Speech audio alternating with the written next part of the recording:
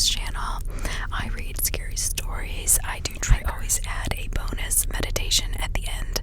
So if you do fall asleep to one of my videos, you're not awoken by a commercial or by having to choose another video. It goes on for a couple hours, so that's why my videos are so long. It's not necessarily that they are that long, like the story is that long, but I at least put 2 hours at least in meditation, because I think that is so healthy for the brain.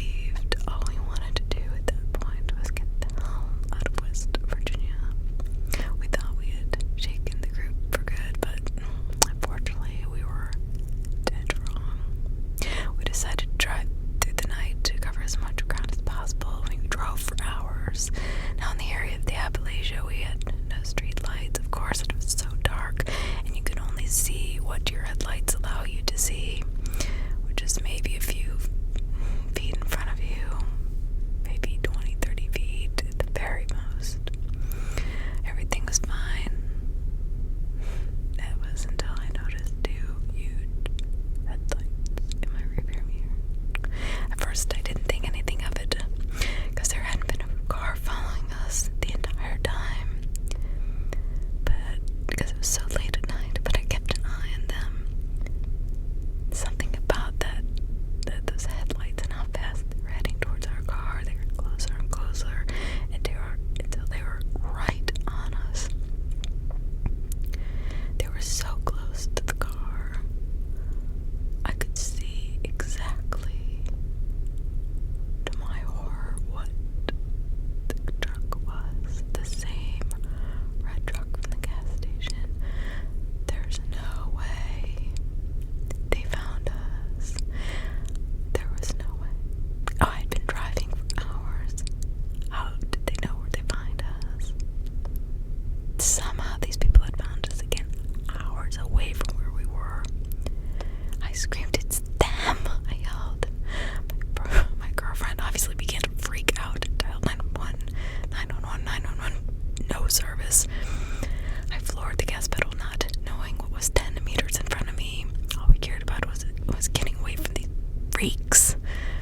They were obviously chasing us for a reason. They had no good reason to be chasing us at that time of night. We got a mile up the road, and finally my girlfriend got service, but at the same time, she screamed, "Watch out!" There were 3 dead cows blocking the narrow road. I slammed on the brakes as hard as I could with both feet. The red truck was right behind us as our little car went spinning around. Smoke everywhere. We couldn't go forward. We knew we had fallen into a trap. All of a sudden, a naked man wearing a goat mask darts out from the woods, began hitting our car with what looked like a large axe, saying heinous, strange, bizarre things, jumping on our car, right on the hood, making sheep noises, and just things I just can't. I think my mind is blocked out. My girlfriend was still on the phone, finally on the phone with 911 again, but all she could do was scream. The people behind us got out of the red truck and began walking toward our car.